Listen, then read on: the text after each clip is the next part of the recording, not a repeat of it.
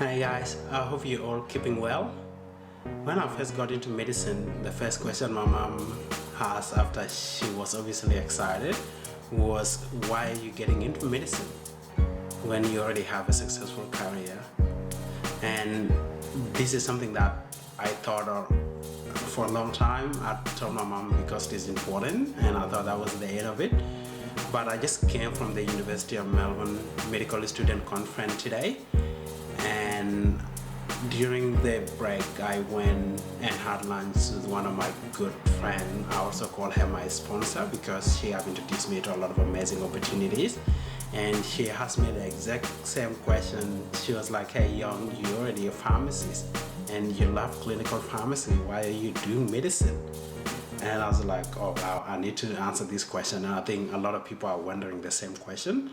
And to me, medicine had always been the goal. However, when I started pharmacy, I fell in love with the career. I really did enjoy the hours and the time, and I still love it. And it is a great profession, especially in Australia.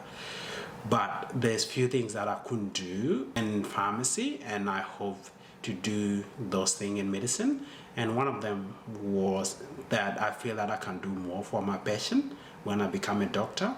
And mainly what we do as a pharmacist, if a patient come into the hospital, when we interact with patient, there's three major things that we normally do that make a difference in the life of the patient. That's medication history. So we normally do that when the patient is first coming into the hospital, either through the emergency or through elective admission.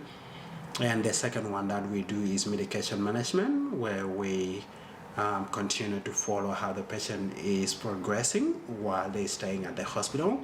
And then discharge counseling, when the patient is going home, we provide counseling in regard to their medication. Those are three most important things, but again, the priorities do differ from one pharmacist to another pharmacist. And this thing, they're really valuable, but I feel that there's more that can be done rather than just doing those three things and handing over to my other colleague. Doctors, allied health professionals, and nursing. There's more that I feel that I could do if I were a doctor, and that's mainly where my interest is, in diagnostic medicine, in curative medicine, and also still embed those aspects of medication management, medication counseling. So that's one of the major reasons as to why I wanted to change careers. The other one is tied in with learning. I'm somebody who really love learning new things and challenging myself, and that element is in pharmacy, but more so in medicine. Medicine is more structured and it provides with the diversity. So when you graduate as a medical student, you get into internship, and that's similar with pharmacy. Graduating from pharmacy, you get into internship, and now pharmacy have introduced these aspects of residency, and medicine already have that aspect of residency as well. The difference between pharmacy and medicine now is that you continue from being a resident, you become a registrar. And from being a registrar, you can do your physician training, which will lead to different pathway. And if you're doing physician training, you can become a fellow after passing your exam. And then after that, you become a consultant. And even as a consultant, you still learn more as well.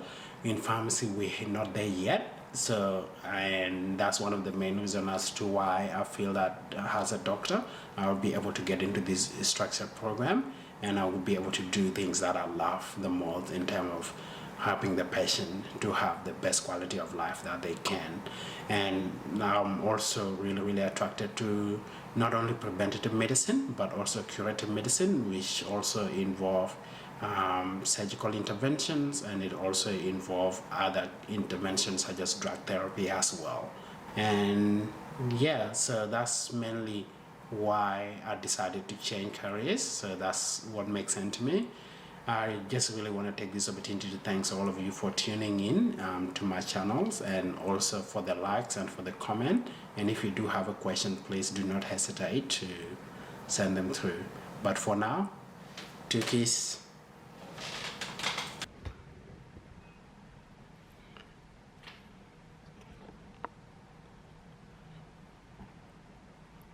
I just want to add that there's a lot of information that I've included in this video, and that include the role of the pharmacists and the aspects that different pharmacies do, and also the structure of the program.